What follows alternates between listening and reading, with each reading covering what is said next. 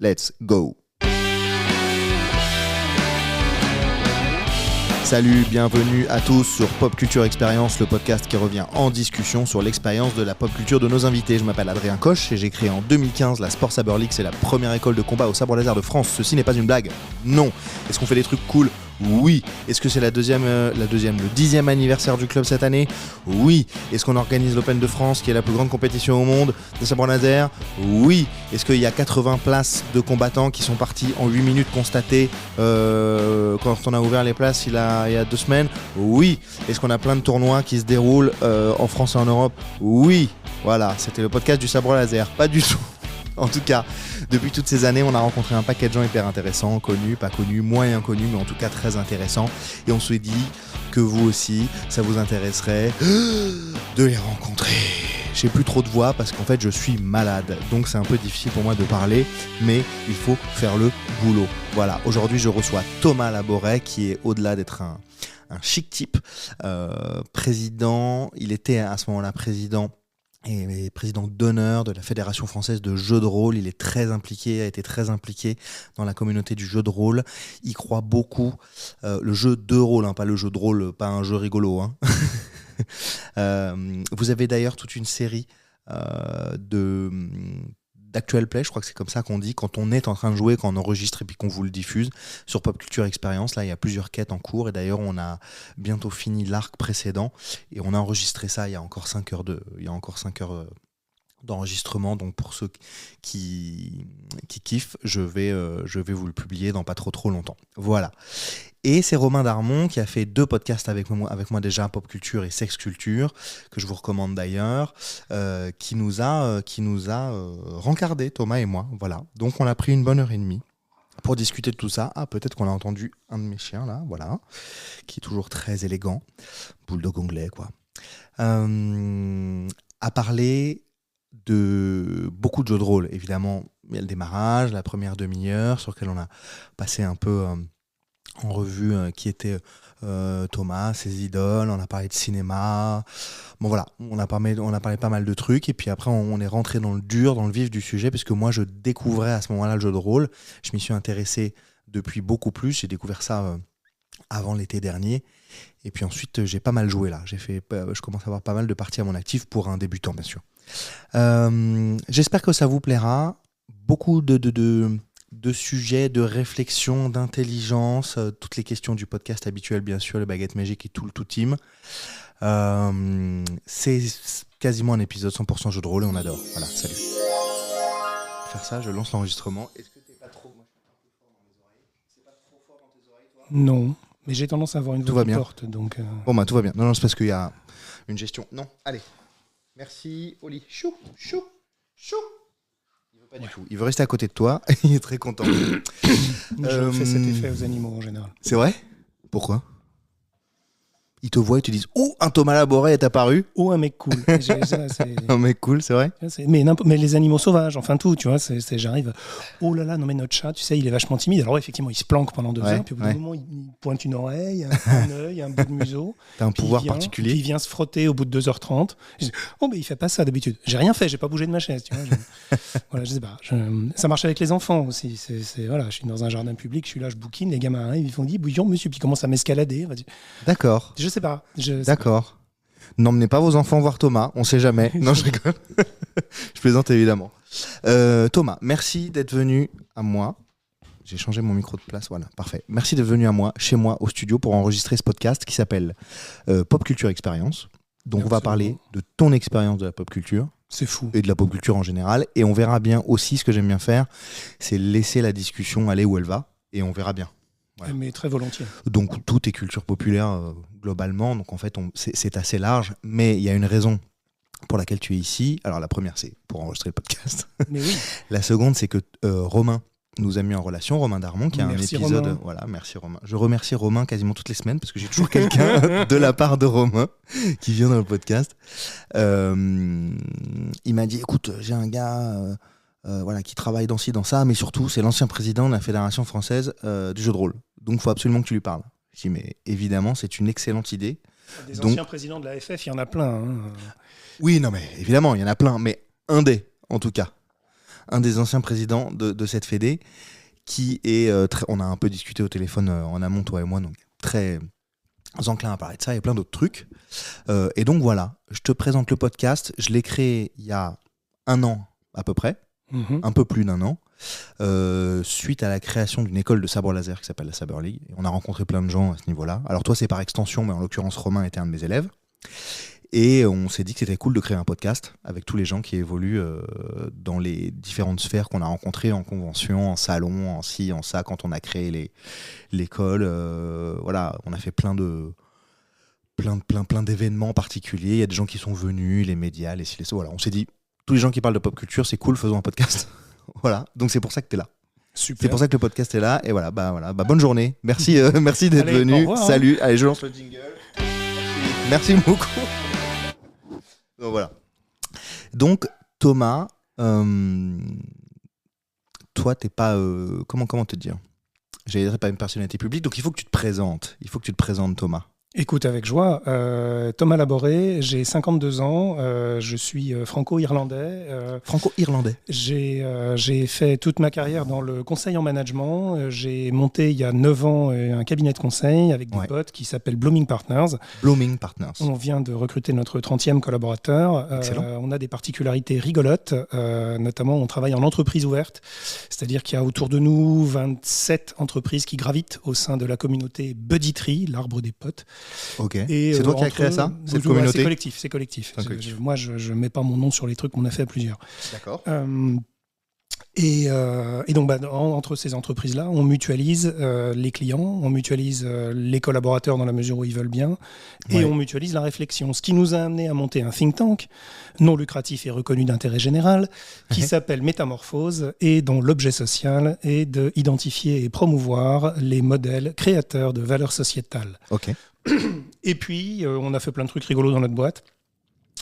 Les collaborateurs sont invités 3 fois par an à remettre à plat la stratégie de la boîte, ce qui nous a amené à migrer notre siège social dans le métavers, par exemple, donc on n'a plus de locaux. Ce qui nous a amené au 1er octobre à passer à la semaine de 4 jours. Donc aujourd'hui, je ne travaille pas, je viens faire des podcasts qui ne sont pas liés directement à mon activité professionnelle. Des choses comme ça. Et puis, on a un système de gestion des compétences et des carrières et des attributions de missions, etc. Au sein de la boîte, sous forme de feuilles de personnages, où on dit toi tu es bon là-dedans et tu as dit que tes prochains points d'expérience tu les mettais là-dessus, donc on voit si tu fais ce qu'il faut pour gagner les points d'expérience qui te permettent de progresser là-dessus, et puis sinon on les met ailleurs, et puis voilà. Donc le jeu de rôle est absolument clé dans ma pratique de tout, en fait. Oui, j'allais dire feuille de personnage, on entend jeu de rôle, tu du vois, coup. C'était une forme subtile de voilà. C'est joli. Parlez bien dans la sucette, monsieur. Et oui, c'est ce que me disaient les curés aussi. Plus sérieusement, on a aussi une offre de service aux entreprises cette fois, qu'on a appelée Imaginaire collaboratif, parce que quand tu parles de jeu, il y a encore des gens en 2024 qui disent l'entreprise c'est sérieux, on n'est pas là pour jouer, comme si le jeu était autre chose que la chose la plus sérieuse de l'humanité. Bien sûr. Et donc en vrai, c'est faire du jeu de rôle aux gens. Une expérience dont j'aime parler parce qu'elle est frappante. C'est, mon Dieu, c'est avant le Covid, donc je ne sais même plus quand c'était, dans les temps... Une éternité. Pré-islamique. Pré-islamique. Où le directeur général de SNCF Réseau, l'ancien... la partie qui gère l'infra, qui gère la voie, nous avait dit écoutez, là je viens de reprendre ce poste, je dirige donc un COMEX dans lequel j'ai pas choisi les gens, mais eux ils se connaissent bien, ils sont potes. Comment je fais pour créer une dynamique d'équipe un peu sympa, qu'on apprenne à se connaître et puis que j'émerge un peu comme étant le chef? Donc on les a fait jouer au jeu de rôle, donc on les a fait jouer des cow-boys et des indiens, donc des gens qui ont bac plus 32 et de lourdes responsabilités sur notre desserte ferroviaire, qui est un truc important dans la transition écologique, etc. Et ils ont joué aux cow-boys et aux indiens. Et on était censé jouer 20 minutes, et puis après ils enchaînaient sur le COMEX, sauf qu'au bout de 25 minutes ils ne s'arrêtaient pas, en mode mais puisqu'on a trouvé du pétrole, on va s'arranger avec les Indiens, et pour acheminer le pétrole, on va construire une gare. Enfin, les mecs, ils sont pris au jeu complètement. Voilà, donc tout ça pour dire, le jeu de rôle, c'est important, et on peut en faire plein de trucs auxquels on n'a pas encore tous pensé. Voilà. Et sur lesquels tu ça te travailles. Va présentation Moi, ça me va, ni ne me va pas, ni me va. C'est la présentation que tu souhaites donner aux gens. Et donc, ça me convient. Elle me semble assez complète. Tu as directement fait la relation avec les jeux de rôle, mais on ne sera pas obligé de parler que de ça. Non. Est-ce que tu as un temps défini de présence ici ? J'avais en tête 1 heure, mais on a. Oui, c'est ça, ça va être 1 heure, voilà, Voilà. 1 heure et quart. À Quand une vache près. ouais, ou 2. Quand tu dois partir, tu me le dis. En tout cas, quand on sera sur 1 heure, je te dirai qu'on approche de l'heure. Écoute, Ça te convient ? parfait. Voilà. Alors, avant de rentrer dans le vif du sujet, parce que tu m'as parlé de jeu de rôle, et on va évidemment parler de ce rôle que tu as tenu, un poste, enfin peu importe comment on l'appelle, mais on pourra parler d'autres trucs. Je te pose la question traditionnelle de début de podcast. Et oui, on est déjà dans le traditionnel au bout d'1 an. C'est fou. Il t'aime bien, voilà, il t'aime bien le chien. Admettons que tu as une baguette magique. De quoi est-elle faite, cette baguette magique ? En quoi est-elle faite ? Voilà, ça c'est ma baguette. Bon voilà, elle est faite de ci, de ça, peu importe.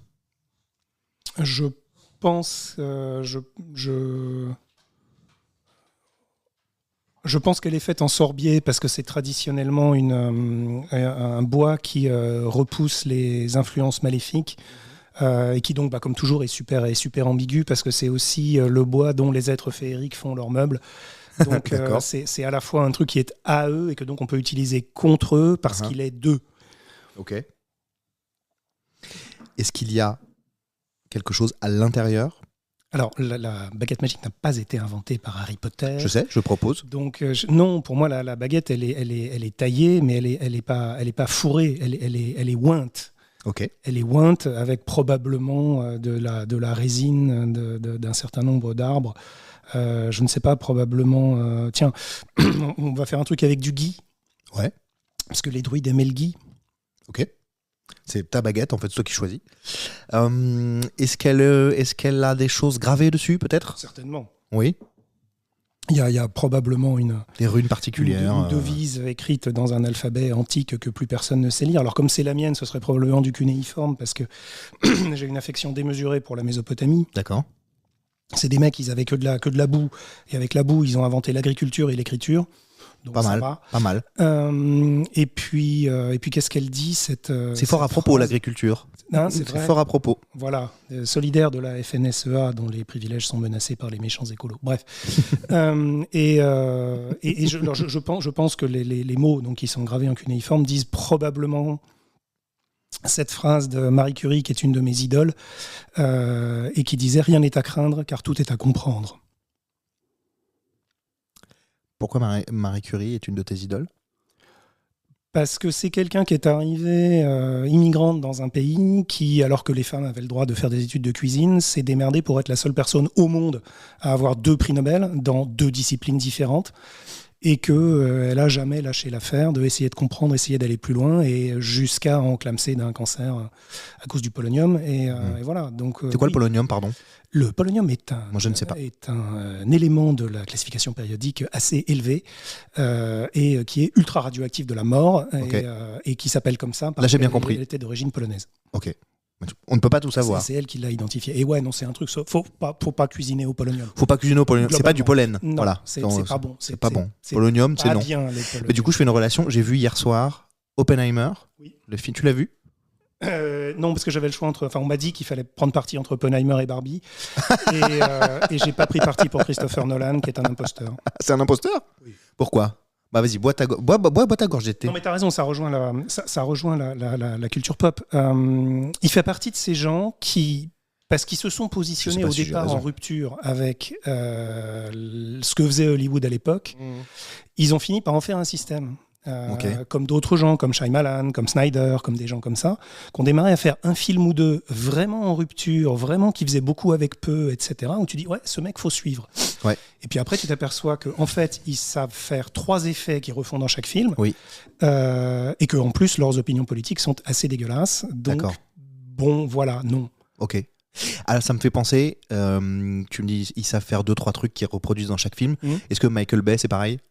Michael Bay, c'est différent. Michael Bay, j'ai finalement pas d'affection parce que ses films sont pas regardables, mais la démarche est plus sincère. Michael Bay, il est resté dans la tradition foraine du cinéma, et notamment du cinéma de genre. Ouais.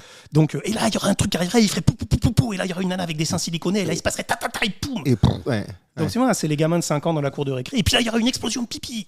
Donc, c'est un peu dommage à cet âge-là, avec ces moyens-là, d'en rester là, mais ça n'est pas pervers. Tu trouves que c'est pas malhonnête, c'est moins malhonnête. Ce que tu as à l'écran, c'est ce qu'on t'a vendu. Ouais. Alors, on peut faire ça avec talent, ça s'appelle Guillermo del Toro, ça s'appelle Taika Waititi, voilà.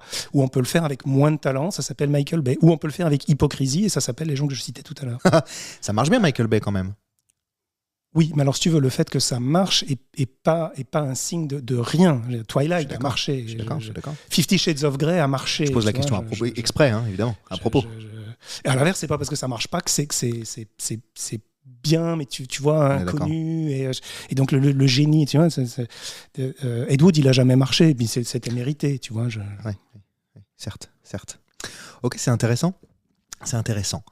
Alors, est-ce que donc t'as pas. Mais du coup, t'as vu Barbie ? Oui. Et alors ? Moi, j'ai pas vu. Ma fille l'a vu, elle a 7 ans. C'est-à-dire que j'ai toujours trouvé que Barbie était pas un jouet intéressant. Forcément, les gens autour de moi avaient des Barbies, les filles avaient des Barbies. Et alors toi, tu jouais aux Barbie ? On essayait de jouer avec Barbie et tu peux pas. Parce que moi, j'avais des Big Jim et puis des Action Joe. Ouais, je suis vieux, ok, bon. Moi, c'était Action Man. Ah oui, tu vois. J'ai eu la juste après. D'après. C'était bien, Action Man. Moi, j'ai bien aimé. Sachant que Action Joe, en fait, c'est Action Man, mais il avait été rebaptisé comme ça pour le marché français. On s'entend. Voilà. Mais au moins, avec les Action Joe et machin, indépendamment du fait que leurs accessoires étaient essentiellement des guns, bon, ça, c'est un sujet dont on peut reparler, mais au moins, tu peux faire des trucs avec eux. Alors que Barbie et Ken, dans la mesure où ils sont articulés comme ça, un peu comme des Playmobil, tu peux pas leur faire grand-chose. En plus, ils sont fragiles. Quand tu tords un peu le bras, plonk, ils se démantibulent. Oui. C'est des poupées qui n'ont pas vocation à jouer, c'est des poupées qui ont vocation à être posées, à être habillées, déshabillées. Un peu de la collecte, quoi. Et donc, oui, je comprends pour la collecte, c'est vrai qu'il y a eu plein de trucs qui ont été faits, des costumes qui sont rigolos, etc. Mais sauf qu'au départ, les fringues étaient quand même super cheap. Ça se déchirait dès que tu faisais un truc, les velcro tenaient pas. Enfin, je suis d'accord avec j'ai toujours trouvé que c'était des jouets qui ne respectaient pas la créativité des joueurs ou des joueuses. Je suis d'accord avec toi. Mes Action Man que j'avais à l'époque, tu pouvais leur faire prendre n'importe quelle position pour je sais pas, grimper à une montagne, par exemple, donc ça, machin, derrière, etc. Et ils avaient un paquet d'accessoires jouables, c'est-à-dire que quand tu avais une corde, elle n'était pas juste entourée. Tu pouvais te la passer autour d'elle, tu pouvais la défaire, l'accrocher autour de lui, un truc pour la rembobiner, un piolet, et voilà. Et tu avais des trucs jouables. Et donc, même si tu veux ne pas les faire jouer au gun, si tu veux faire Ken et Barbie vont retrouver le trésor de Rackham le Rouge, photographier les gorilles dans les Virunga. En fait, tu peux pas, parce qu'ils sont là, avec leur sourire à la con et leurs bras raides. Et, ils ont un super 4x4. Mais à la limite, les settings, les playsets, les véhicules étaient plus intéressants en termes de fonctionnalité que les personnages eux-mêmes. C'est vrai. Donc, j'ai toujours trouvé que Barbie, c'était bizarre. Donc, j'avais pas spécialement l'intention d'aller voir un film sur Barbie. Alors, je n'avais vu aucun des dessins animés sur Barbie Princesse et les oiseaux bleus. Bon. C'est fort dommage. C'est ce qu'on me dit. Mais là, j'avais compris que ce film, c'était pas ça. C'est pas génial non plus. Hein. Mais oui, d'accord. Et ouais, non, c'est à tous égards. Alors, il y a des trucs qui tiennent pas debout, il y a des trucs qui sont un peu heavy-handed. On peut toujours faire des critiques sur des films. Oui. Mais je pense que ce film est nécessaire. Je pense qu'il est fait avec énormément de cœur et énormément de talent, que tout le monde s'est donné à donf. Y compris tous les second rôles, y compris Barbie cassée, y compris America Ferrara qui est absolument impériale, y compris le mec qui joue le patron de Mattel, y compris tous les gens qui jouent des Ken. Tout le monde a donné tout ce qu'il avait. Et cette solidarité d'une équipe pour faire un truc qui a des choses à dire et où tu sens qu'en tant qu'acteur, ils ont pris du plaisir collectivement, ouais, c'est un cinéma qu'on a envie de soutenir.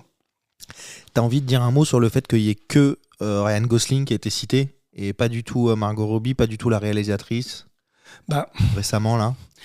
Évidemment. T'es pas obligé d'avoir un avis. Ouais, je suis pas obligé d'avoir un avis et on n'est pas obligé d'avoir des avis sur tout. Je pose la question parce qu'on parle de Barbie, voilà. Ouais, ça s'est passé il y a. Tout le monde s'est enflammé sur ce truc-là.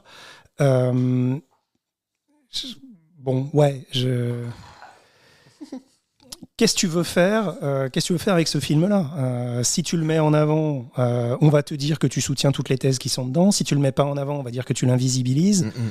Effectivement, quelque part, c'est assez drôle de dire, quoi qu'il arrive dans ce film, finalement, c'est Ken qu'on domine. Parce que c'est un peu la thèse du film. Donc, tu peux le prendre à 20 000 degrés, je m'en fous. Parce qu'en plus, très honnêtement, l'entre-soi des récompenses à l'intérieur d'un milieu, bof, quoi. Est-ce que la qualité du film va venir des Oscars ? Est-ce que quelqu'un comme Robert Rodriguez, est-ce que quelqu'un comme John Carpenter a eu des collections d'Oscars ? Je suis pas sûr. Je sais que 20, 30, 50 ans plus tard, on se souvient de leur film en disant il y a un avant et un après. Voilà. Clairement. Et Clairement. pareil, c'est pas lié non plus au box-office, au succès, au machin. Ils ont pu être incendiés ou boudés à leur Bien sortie. Tu les revois maintenant, et pas que comme Ed Wood, comme une espèce de pastille d'enfance un peu acidulée. Tu le revois, tu dis, ah ouais, putain, ouais, là, il y a une manière de filmer qu'on n'avait pas vue, quoi. Qu'on a beaucoup vu après, qu'on n'avait jamais vu avant. Je veux dire, Fritz Lang, c'est toujours démentiel, c'est toujours d'une totale actualité. Ce mec est un pur génie. Il a inventé la manière de filmer un genre, en noir et blanc, avec des intertitres parce que t'as pas de son. Enfin, mais il l'a inventé. Voilà. Donc il y a des mecs qui sont immortels. Est-ce qu'il faisait du box-office à l'époque ? Je sais pas, parce que la distribution du cinéma fonctionnait pas comme maintenant. C'est pas comparable, mais c'est immortel. C'est quoi le génie ? C'est quoi un génie ? Aucune idée, je sais pas. Je sais pas si j'en connais. Je pense que c'est longtemps après coup qu'on se dit il a rendu évident quelque chose qu'on ne voyait pas. Ou elle l'a rendu évident, parce que Marie Curie, tu vois, à nouveau. Joséphine Baker, voilà, pour justement féminiser un peu le truc. Des gens qui ont fait des trucs, ah ouais, tiens, en fait, personne n'avait pigé qu'on l'avait sous les yeux. C'est peut-être ça le génie. C'est un truc tellement évident qu'on ne l'a pas vu avant. Mais qu'il y a quelqu'un... Je crois que c'est ça, parce que si c'est un énorme effort, un énorme travail, ouais, c'est du taf, c'est de l'acharnement, il y a énormément de talent, évidemment, mais je crois que le génie, ce truc, on se dit, waouh, le génie au sens... Le génie, c'est la simplicité. Au sens étymologique, tu vois, le genius, le daimon, le truc qui te susurre à l'oreille, c'est le bon sang, mais c'est bien sûr, c'est l'étincelle. Donc c'est quoi ? Est-ce que c'est la simplicité de la réflexion ? Simplifier une réflexion ? C'est l'apparente évidence, pourquoi on ne l'a pas vu avant. Ouais. Mais en fait, tu n'y arrives pas sans un travail de malade et un collectif. C'est jamais, tu vois, Christophe Colomb découvre l'Amérique tout seul sur son catamaran. Non. C'est une équipe, toujours. Ah bah, ça c'est une certitude. Et c'est pour ça que j'aime bien le cinéma, je vais te dire, parce que à la fois c'est un art complet, où tu es obligé d'avoir de l'art dramatique, de l'art littéraire, de l'art visuel, du costume, du décor, de la musique, voilà. C'est toutes les formes d'art en un. Et en plus, c'est absolument impossible à réussir tout seul. Je suis entièrement d'accord. J'ai un petit niveau, à juste mon niveau, il n'y a pas de petit ou grand. À mon niveau où je lance une école de sabre laser il y a 10 ans, voilà, il y a une idée. Bon, après, s'il n'y a pas des gens pour appliquer, faire ensemble, avoir d'autres idées, créer collectivement, avancer, nourrir la réflexion, enfin, je sais pas, tout ce qu'on est en train de se dire, impossible à faire. Impossible à faire. C'est une des bases de ma proposition. Je suis pas en train de dire que je suis un génie, hein. Je suis en train de dire par rapport à un projet qu'on met en place, voilà. Tu peux jamais dire que tu es un génie. Après ta mort, des gens le diront. Après, je suis un génie, mais c'est pas grave. Tu vois, les gens qui disent Elon Musk est un génie, c'est trop tôt, les gens. C'est un peu tôt, oui. Je suis entièrement d'accord avec ce que tu viens de dire. Une des bases de la proposition de valeur de ma boîte, c'est que l'intelligence est toujours collective. Moi, j'arrive assez facilement à être brillant tout seul. Oui. Avoir une idée géniale, une formule super, machin. Alors après, tu peux te congratuler. Oui, super. I'm too sexy for my show. Ouais, c'est vraiment ça. Génial. Mais sauf que si derrière, on dit, ouais, peut-être, mais je sais pas le faire, j'ai rien compris, il n'y a pas de marché, personne n'est d'accord, ça n'a aucun intérêt. Par contre, l'intelligence est toujours collective. Évidemment. Les mecs qui saisissent la balle au bon et que là, à la fin, ça marche, tu pourrais dire, putain, ouais, on a eu une bonne idée, quoi. Non mais complètement. C'est fait que de ça. Et je trouve ça assez impressionnant d'ailleurs quand ça fonctionne comme ça. Et tout d'un coup tu fais oh. Et entre c'est ça qu'il faut faire. La motorisation par le numérique depuis maintenant pas tout à fait 30 ans mais 20-25, enfin une génération. Ouais. Et les usages qu'on a développés autour du numérique, on n'a plus besoin de se voir, on n'a plus besoin de se parler en synchrone, machin, etc. Ça se développe. C'est beaucoup plus facile de faire de l'intelligence collective maintenant. Donc on est beaucoup plus intelligent. Donc on trouve des solutions à plein de choses. Et je trouve ça vachement bien. Voilà. Donc tu vois, par rapport aux gens qui sont là à dire « Ouais, le monde va super mal parce que les fachos se réveillent absolument partout, parce que la planète est en train de crever, parce qu'il y a la guerre, parce que machin. » J'ai envie de dire « Ouais, ok, mais on est dans une période de transition. » Et ça, les historiens le disent, on est dans une période de transition. En gros, tous les 500 ans, on est dans une période de transition. En Occident, les autres cultures, c'est un peu différent. Et donc, forcément, il y a plein de nouvelles idées qui émergent, des bonnes, des pas bonnes. En tout cas, elles sont toutes pas cuites. À l'intelligence collective de les cuire à point pour voir celles qui tiennent la distance. Et il y a plein de vieilles idées qui s'aperçoivent qu'elles sont en train de crever. Et comme disait, je ne sais jamais qui dit ça, mais c'est un auteur de polar un peu thriller, le problème des agonisants, c'est qu'ils filent des coups de pied dans tous les sens. Donc les Poutine, les Kim Jong-un, les Trump et les Netanyahou, c'est les mecs qui donnent des coups de pied dans tous les sens parce qu'ils savent que leur modèle est en train de clamser. Donc oui, ils se réveillent, ils sont plus durs, mais ils vont pas durer longtemps. Il faut qu'on tienne plus longtemps qu'eux. Faut pas qu'on les laisse gagner. Certes. T'es sur les réseaux, toi? Réseaux sociaux, etc. C'est ton truc ou pas? C'est mon truc. Est-ce que vous avez le téléphone? Oui. Non, je sais pas. Moi, je connais plein de gens qui n'utilisent pas les réseaux sociaux. Il y a une envie de déconnexion. Moi, j'ai jamais blogué, j'ai jamais voulu donner mon avis parce que je suis pas sûr que mon avis soit intéressant. Comme tu disais, on n'est pas obligé d'avoir un avis sur tout. Mais ça m'intéresse d'entendre l'avis des autres. Parce que, à nouveau, un peu en lien avec ce qu'on disait, ce qui va être retenu d'un événement, c'est pas l'événement, c'est le commentaire. Donc ça m'intéresse de suivre les commentaires. Donc par exemple, je ne suis quasiment aucune information en direct de podcasts, de chaînes, de machin. Je regarde les tweets après, 48 heures après, pour voir ce qui a été retenu, à tort ou à raison. Donc oui, je suis beaucoup observateur sur les médias. J'ai un Instagram où je poste, j'ai jamais rien posté. J'ai pas un Oui, c'est ça. En fait, t'es consommateur. Je follow plein de gens. Ouais, t'es consommateur pour suivre les informations et les commentaires, mais toi non. Voilà, ok. Quand c'est vraiment des potes ou que c'est un truc vraiment étonnant, je vais liker, tu vois. Mais oui, d'accord. Un truc de ouf. D'accord. C'est quoi ton super pouvoir dans la vraie vie?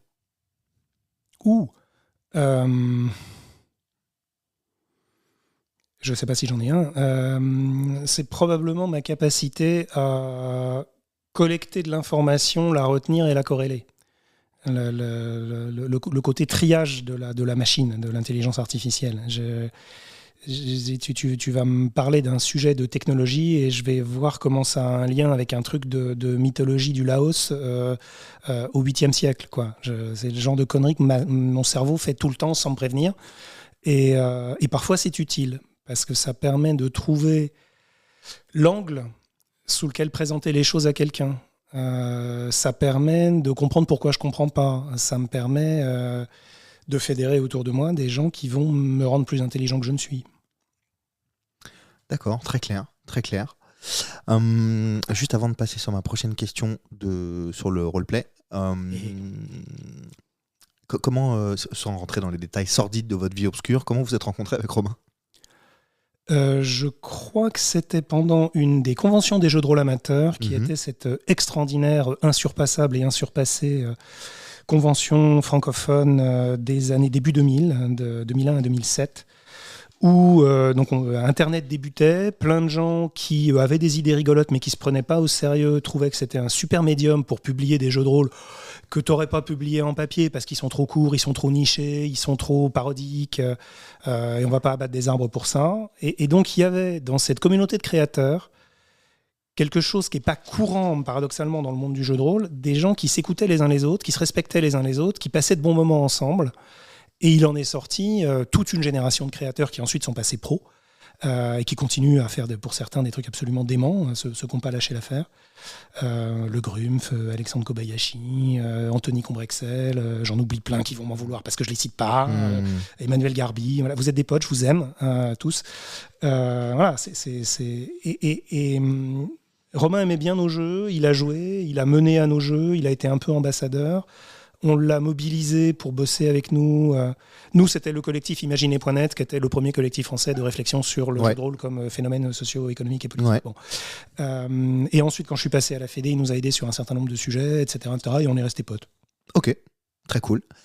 Alors, Romain, tu corrigeras si j'ai dit des conneries, parce que c'est vieux et j'ai oublié. Tu pourras corriger. Il revient d'ailleurs pour un...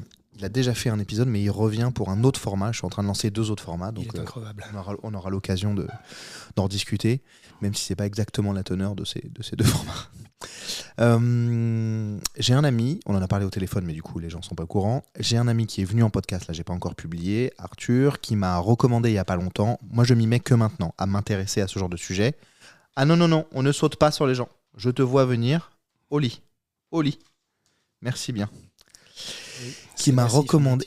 Comment ? C'est massif, un British. C'est massif, ouais, mais parce qu'il saute. C'est ça. Et je refuse qu'il saute parce que parfois il saute sur des enfants. Et oui. Et qui font la moitié de son poids. Et voilà, et donc il tombe. Et ma fille une fois est tombée, et donc depuis je suis extrêmement strict avec ça parce que c'est mal.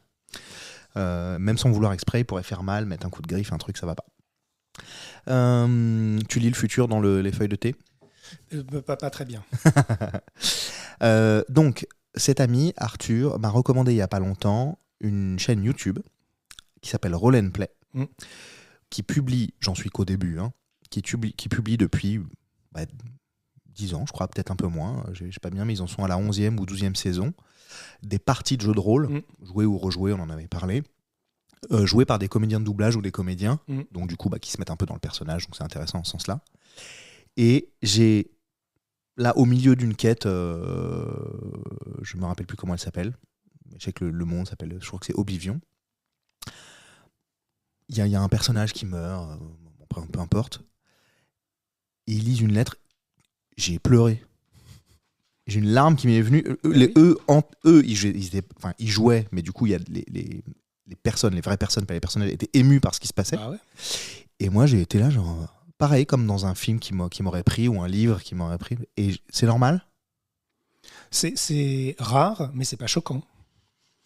J'ai trouvé ça fou. Je m'intéresse aux jeux de rôle depuis ça. En fait, merci Roll and Play, du coup. J'ai fait d'autres trucs avant. J'ai fait d'autres trucs, voilà. Moi, je viens au jeu de rôle que maintenant. Mais enfin, j'ai fait d'autres trucs. Je fais un maximum de sport, de trucs, de machin. Et mieux vaut tard que jamais. Non, tout à fait. Tout vient à point, qui sait attendre.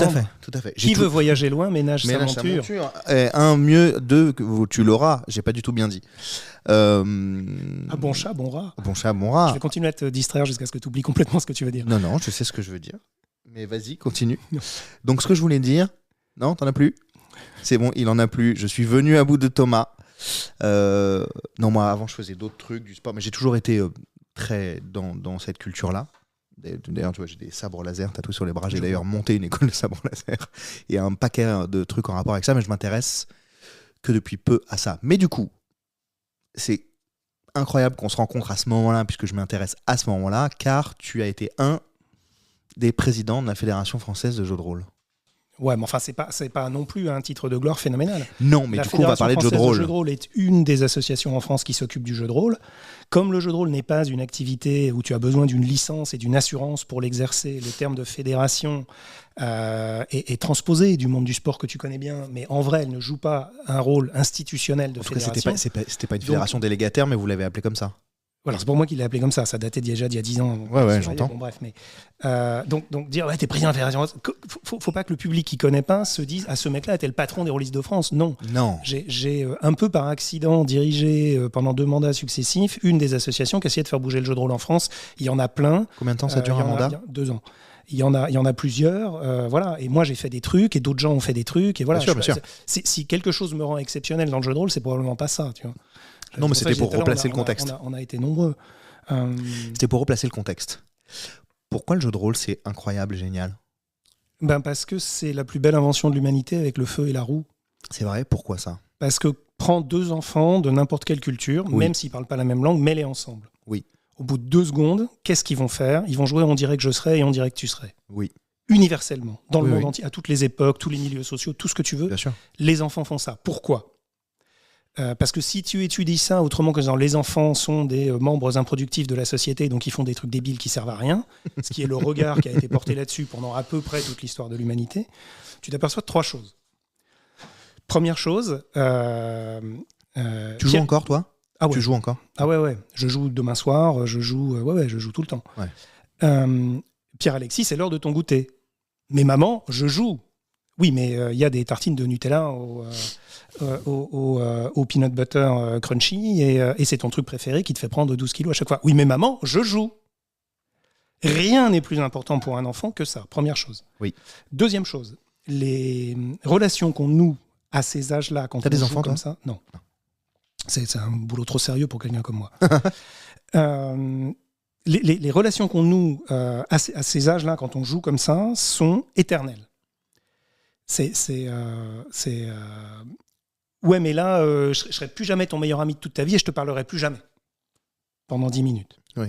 Parce que les relations qu'on noue, même si elles sont conflictuelles, même si elles sont heurtées, même s'il y a de la jalousie et du concours de quéquette, en vrai, ça va durer toute sa vie. Et d'ailleurs, Internet s'est pas mal monté sur comment retrouver des gens qu'on avait perdus de vue. Oui. Et troisième chose et dernière, si on écoute de quoi parlent les enfants, au-delà de piou piou piou et là, poum, et l'explosion de pipi, de quoi ils parlent ? Ils parlent de « et machin, il a trahi bidule parce qu'il était amoureux de machine, qui pendant ce temps-là voulait récupérer le trône de choses ». Ils parlent de mythes, ils parlent de psychologie, ils parlent de choses extrêmement profondes de l'humanité. Parce que le jeu, c'est, et pas que chez les humains, si tu regardes les vertébrés un peu développés, ou les pas vertébrés d'ailleurs, si tu regardes les céphalopodes, qu'est-ce qu'ils font ? Ils jouent. Ils mettent en scène, ils simulent. Notre cerveau est conçu pour être simulant. Donc se dire, tiens, d'ailleurs, dans cette situation, il pourrait se passer quoi ? C'est naturel pour nous. C'est comme ça qu'on apprend. C'est comme ça qu'on découvre. Ouais. Et les enfants étant des machines à apprendre, ils n'ont rien d'autre à foutre que de comprendre comment fonctionne cet univers dans lequel on les a bazardés et dans lequel il y a 1 milliard de règles incompréhensibles, arbitraires, mais d'airain, sauf quand il y a des failles et tu comprends pas pourquoi. Si tu mets tes doigts dans la prise électrique, papa va faire les gros yeux. Quelle est la causalité de cette chose ? Donc, est-ce que la causalité existe ? Pourquoi papa a un rapport avec les prises de courant ? Voilà. Les enfants n'ont que ça à faire et ils le font par le jeu. Ouais. Et quand les humains adultes le font par le jeu, ils sont beaucoup plus intelligents que quand ils le font pas. Et quand le jeu est collectif, il est infiniment plus puissant que quand il est tout seul. Parce que justement, intelligence collective. Au lieu d'être prisonnier de tes biais cognitifs et des connaissances que tu as déjà, tu vas rencontrer quelqu'un qui va te présenter un super-héros, un dinosaure, un cow-boy dont tu n'as jamais entendu parler, et tu vas changer de regard sur les pirates, sur les princesses et sur les dragons. Donc, le jeu de rôle, faut pas se leurrer, c'est pas autre chose que ça. Et toutes les définitions qu'on va en donner, du style c'est issu des wargames, c'est une définition historique. C'est intéressant, mais c'est contingent. Ça ressemble à du théâtre, ça ressemble à du psychodrame. C'est des définitions par assimilation pour donner une légitimité. Non, la seule vraie définition du jeu de rôle, c'est on dirait que je serais et on dirait que tu serais. Pour adultes. Et bien, on donc, fait ça. Formalisé. Et c'est impérial, parce que, et tu le vois dans les parties de jeu de rôle bien faites, comme il y a cet investissement personnel où chacune des personnes autour de la table est à la fois l'auteur de la pièce, l'interprète, le public, le critique, parce que quand tu te fais chier, tu le dis, tu t'en vas, tu veux changer des trucs. Ouais. On est tout autour de cette création commune et ongoing et qui ne s'arrête pas. Ouais, bien sûr. Eh bien oui, ça peut produire des moments où quand un personnage meurt et qu'on prend le temps de consacrer une séance à son élégie, son enterrement et machin. Ouais, c'est important. J'ai vu des personnages qui étaient réellement anxieux dans des situations... Enfin, le joueur était anxieux dans une situation qui était censée être anxiogène pour les personnages. J'ai vu des gens qui... ils flirtaient par personnages interposés. On savait qu'il n'y avait rien entre les joueurs, mais ce qui se passait entre les personnages était sincère et était beau. Donc, c'est pas courant, parce que basiquement, il ne faut pas non plus iconiser le truc. Parlez bien dans la sucette, monsieur, qu'on vous entende bien. Une partie de jeu de rôle, c'est des mecs qui sont assis autour d'une table et qui bouffent des pizzas, en vrai. Ouais. Donc, c'est tout sauf sexy. Mais parfois, il y a des moments de grâce. Moi, je trouve ça très bien de manger des pizzas, pardon, mais désolé. Mais il y a des moments de grâce, et ces moments de grâce sont possibles. Le fait qu'ils soient possibles rend le truc intéressant. Ils ne sont pas pour autant impératifs, et tu n'es pas un mauvais joueur si tu les as pas ou pas souvent. C'est pas un concours, c'est un jeu. La seule règle en jeu de rôle, c'est passe un moment agréable, fais en sorte que les autres passent un moment agréable. Si la réponse est non à une de ces deux questions, tu as perdu. Sinon, tu as gagné. Donc, le jeu de rôle, le but, c'est pas de gagner. Bah non, mais le but d'aucun jeu, c'est de gagner. Attention, hein. Le but des jeux, c'est devenu de gagner quand c'est devenu une activité formalisée qui n'était plus ludique, qui n'était plus les jeux des enfants. Le but des jeux des enfants, c'est quoi ? C'est que la partie continue. Oui. Bah voilà. Ouais, à partir du moment où on a introduit des conditions de succès, et là, c'est la fin de la deuxième période, et là, tu as mis un but, et là, le roi ne peut plus bouger, et là, t'as plus de cartes, et là, t'as récupéré toutes les cartes, et là, je sais pas quoi, Uno... Bon, c'est plus un jeu, puisque le but est que la partie s'arrête. Et donc, on va introduire dans les jeux, on va introduire des règles pour déterminer si la partie s'est arrêtée de manière convenable. Ou si t'as pas triché, ou si c'est pas un cas litigieux. Et donc, il y a des arbitres. Et là, il y a des fédérations. En jeu de rôle, du moment que la partie continue, on a tous gagné. Et que tous les joueurs continuent la partie sans être malheureux, on a tous gagné. J'entends, mais j'ai pas d'avis tranché, je creuse le sujet. En général... Je ne m'y connais que peu, puisque comme tu as entendu, je m'y intéresse que depuis peu. Il y a quand même une quête à aller chercher, un truc, non. C'est là que Olivier Cayra, qui est un des premiers sociologues à s'être intéressé au jeu de rôle, a dit, en fait, il y a un problème sémantique. Ok. On devrait dire un jouet de rôle. Parce que tu vois, un jeu, au sens le Monopoly, le mille bornes, j'adore le mille bornes. C'est un univers fermé. Oui. Même un jeu vidéo Alors c'est un peu moins vrai maintenant avec les mondes persistants, les WoW, les LoL, bon. Ouais. Mais un jeu vidéo au sens les premiers Zelda, les Ultima Underworld et les machins. Ouais, bien sûr. Il y a des pixels où tu peux pas cliquer. En jeu de rôle, tu peux toujours dire et là il y a pas une porte, il y a quoi derrière? Et il y a quoi comme fleur sur l'appui de la fenêtre? Certes. Tous les pixels sont cliquables. Oui. Ce côté infini, c'est ce que je remarque. indéterminé du jeu de rôle, c'est ça qui fait que c'est un jouet. Parce que on parlait des Barbie. Oui. Ouais. Alors Barbie, voilà, elle est habillée en hôtesse de l'air et elle a une super coiffure. Si je décide qu'en fait c'est pas une hôtesse de l'air, c'est je sais pas quoi, une agent de l'inspection du travail qui vient regarder dans telle compagnie aérienne si les hôtesses sont bien traitées. Tu vois, je peux faire ce que je veux avec Barbie, avec un Playmobil, même avec He-Man, qui est un jouet particulièrement pourri. Tu peux toujours... Il faut que j'arrête de taper sur Mattel, ils vont croire que je les aime pas. Je vais taper sur Hasbro la prochaine fois. Allez, t'as bon sur Hasbro. Mais avec un jouet, tu peux en faire ce que tu veux et pas ce pourquoi il a été conçu. Et le jeu de rôle est la seule activité de divertissement formalisée où c'est licite, où c'est le but du jeu d'une certaine façon, d'aller plus loin, d'aller chercher autre chose. Donc oui, il y a une quête, on s'en fout. La quête est un prétexte pour réunir les joueurs et qu'ils aillent faire un truc.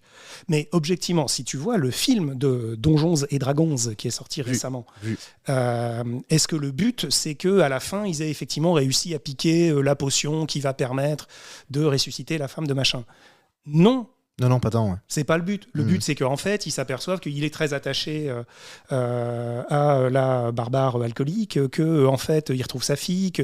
Il n'y a pas de but. Qu'est-ce qui se passe à la fin? Est-ce que ce qui se passe est intéressant? C'est pas un but, c'est un prétexte. Le scénar, la quête, la campagne, c'est un prétexte. Et d'ailleurs, les bons joueurs et les bons meneurs partent de là et font autre chose. Moi, je joue de plus en plus sans scénar. Vous connaissez vos persos, vous connaissez l'univers. Vous savez que toi, ton sujet, c'est que ton papa t'a jamais aimé. Toi, ton sujet, c'est que t'as jamais assez de fric, t'as une peur de manquer phénoménale. Toi, ton sujet, c'est que tu es sur une quête mystique pour atteindre la vraie vérité qui est derrière le faux semblant. Donc, compte tenu de ça, qu'est-ce que vous faites? Ah bah moi, je vais discuter avec le temple de machin parce que je pense que c'est des imposteurs. Et puis moi, je vais me saouler dans l'auberge. Est-ce que Conan a voulu devenir roi d'Aquilonie? Non. Conan prend les trucs comme ils viennent. Ce qu'il fait quand il est roi d'Aquilonie, c'est ne pas se comporter comme un roi, est très rigolo. C'est des prétextes.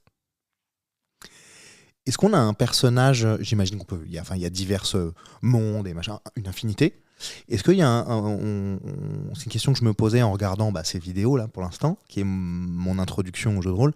Un personnage qui évolue que tu peux reprendre régulièrement pour une quête, un prétexte pour une quête, une aventure, un truc, un machin, une re-rencontre, mais que du coup, il évolue en compétences et il est de plus en plus, je sais pas comment dire, un truc basique que tout le monde comprendrait, de plus en plus fort ou de plus en plus compétent. 40 000 façons de jouer. Et ça, c'est possible, par exemple. Elles sont toutes licites. Les premiers jeux de rôle qui n'étaient pas des jeux de rôle, qui étaient des wargames subtactiques arbitrés, avaient fortement cette idée que faut te motiver. Okay. Donc tu vas démarrer pas fort parce que sinon c'est trop facile, comme si c'était un problème en soi. Et donc comme t'es pas fort, tu essayes d'être fort et donc tu vas devenir de plus en plus fort. Et donc en face, on va te mettre des choses de plus en plus fortes. Et puis il y a un moment où ça devient ultra répétitif. Et en fait, ce schéma-là est celui qui a fini par être copié par une tonne de jeux vidéo. Donc pour moi, ces jeux-là sont en fait des jeux vidéo sur table. D'accord. Où tu as en outre l'intérêt d'être pas limité par éventuellement la connexion qui lag, le graphique qui est moche. Et après, mais la sensation ludique est la même. Oui, non, mais j'entends. Mais après, quand tu pars avec un personnage qui est jeune, qui est machin, il peut aussi évoluer et apprendre des choses, avoir des compétences en plus. Je veux dire, un jour tu sais pas faire de feu, et le lendemain tu sais en faire parce qu'on t'a appris. Il y a des jeux qui focalisent sur la maturation du personnage plutôt que sur sa progression. Voilà. C'est pas au début tu te bats mal à l'épée et tu tires mal à l'arc, et puis après tu te bats mieux à l'épée et tu tires mal à l'arc. Voilà. C'est j'ai compris que. Voilà. Ce qui est souvent difficile à matérialiser sur un perso, d'autant que le perso n'est pas le joueur. Et le joueur peut très bien, lui, avoir déjà fait ce parcours-là dans sa vie privée. Et donc Donc en fait, tous ces trucs un peu psycho, ça marche bien quand les joueurs ont vraiment envie de mettre ça en œuvre, tous qui sont un peu d'accord là-dessus. Sinon, assez vite, ça peut faire fête de patronage. Oh oui, grâce à toi, j'ai beaucoup progressé, Stéphane. J'ai enfin compris que l'amour ne se limitait pas. Tu vois, bon, on peut faire ça, mais c'est marrant 2 minutes, quoi. Et c'est difficile à ne pas faire au second degré, en plus. Alors on peut aussi, il y a beaucoup de jeux, un peu justement dans la mouvance convention des jeux de rôle amateurs, il y a beaucoup de jeux comme ça qui sont très, très second degré, qui vont se moquer d'un certain nombre de pseudo-parcours du héros Ouais. dans la culture populaire, dans les séries télé, Ouais. et dans les soaps, etc., Mhm. dans les telenovelas. Donc ça peut être marrant au second degré. Après, tu peux décider très bien de faire un scénar qui est sans suite. Parce que la dynamique de groupe est tellement, au départ, viciée, et c'est ça le moteur de l'histoire, Ouais. qu'à la fin, les gens vont s'entretuer ou se détester ou plus jamais se retrouver. Ouais. Tu peux faire des histoires où vous n'êtes pas censé survivre. Tu vois, comme Ouais. Rogue One, à la Ouais. fin, tout le monde est mort. Ah oui. Est-ce que c'est un échec ? Non. Non. Parce qu'in fine, ils ont réussi à transmettre les plans de l'Étoile Noire à la On princesse s'entend. Leia. Ouais, bien sûr. Et donc à déclencher toute la saga. Donc, Spoiler incroyable. sans déconner. donc, tout le monde sait que ça va finir comme ça. Et ça, c'est une bonne prequel. Ouais, bien sûr. La prequel dont tu sais comment elle finit, c'est une bonne prequel. Bref. Tu peux jouer 15 000 trucs. Ouais. Ce qu'il faut, c'est que personne autour de la table se dise « Ah merde, c'est pas ce à quoi je m'attendais, je suis déçu. » Et après, ça peut arriver. Or, c'est compliqué sans spoiler. Donc, à toi de bien connaître tes joueurs, de savoir ce qui va marcher avec eux, etc. Ouais, bien sûr. Bien sûr. T'as D'accord. 40 000 façons de jouer. Hein. Non, mais je pose des questions qui me viennent. Elles sont légitimes. Il y a un univers que tu préfères en particulier? Ou J'aime- plusieurs d'ailleurs. J'aime bien plein d'univers. J'aime bien les univers complètement barrés. J'aime bien les univers où tu joues des meubles, où tu joues des gâteaux. Où tu joues des meubles. Oui. Mais non. Mais si. Mais où tu joues des trucs absurdes comme ça, parce que là, tu es dans un roleplay dément. Tu dis comment ces gens-là perçoivent le monde. Ok, Qu'est-ce qui est attends, important ? pardon. Des jeux où tu joues Comment des on joue un marionnettes. meuble? Eh ben, vous êtes les meubles dans la maison, dans une petite villa. Ils ont des yeux, ils sont anglaise. vivants. On s'en fout, ils perçoivent leur environnement. T'as pas besoin qu'ils soient. C'est pas la Belle et la Bête. Ils se déplacent? Ils peuvent, certains. Les chaises, elles ont des pieds. Du coup, si elles ont des On pieds. s'entend, elles mais peuvent regarde bouger. par exemple le Tu vois. coffre là, c'est complexe. Eh ben, ils peuvent se mettre ensemble pour le déplacer. Ils ou bien on glissent. estime qu'ils oui, ils glissent. Enfin, tu vois, ou son copain, le tapis est un tapis volant, il le fait se déplacer. Tu vois. Donc ils ont des pouvoirs. Et déjà, le fait que les meubles éprouvent des choses et fassent des choses me donne à penser qu'on n'est pas dans un univers très prosaïque. Je sais pas. Bon, alors, Mais tu ouais. vois, Ok, donc t'es un meuble et Donc j'aime tu bien t'appelles ces Michel trucs-là le meuble. parce que tu te dis putain mais c'est vrai ça, c'est quoi le but dans la vie d'un canapé quoi. Non, mais attends, excuse-moi, comment tu joues un meuble? Vas-y, continue. Comment tu joues un meuble? Il a des points de compétence? Bah oui, il a une contenance, il a une résistance, voilà. Alors que par contre son copain le vase a beaucoup moins de résistance. Par contre le vase a peut-être des velléités décoratives que n'a pas le coffre Ikea, qui est plus utilitaire. Enfin tu vois. T'as déjà joué les meubles. Ah ouais.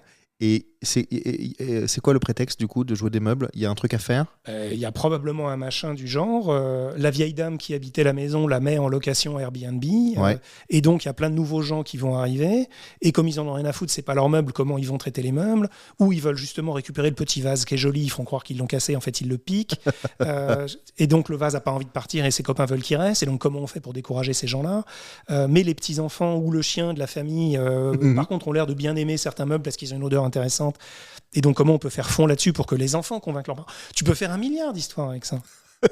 Je suis sûr qu'il y a des Enid Blyton et des gens comme ça qui ont écrit ça dans les années 50 en Angleterre avec des trucs bien pensants. Je suis C'est sûr drôle. qu'il y a ça. C'est drôle, non mais je n'en doute pas Donc, une seconde. Donc il y a plein de jeux un peu niche comme ça que j'aime beaucoup.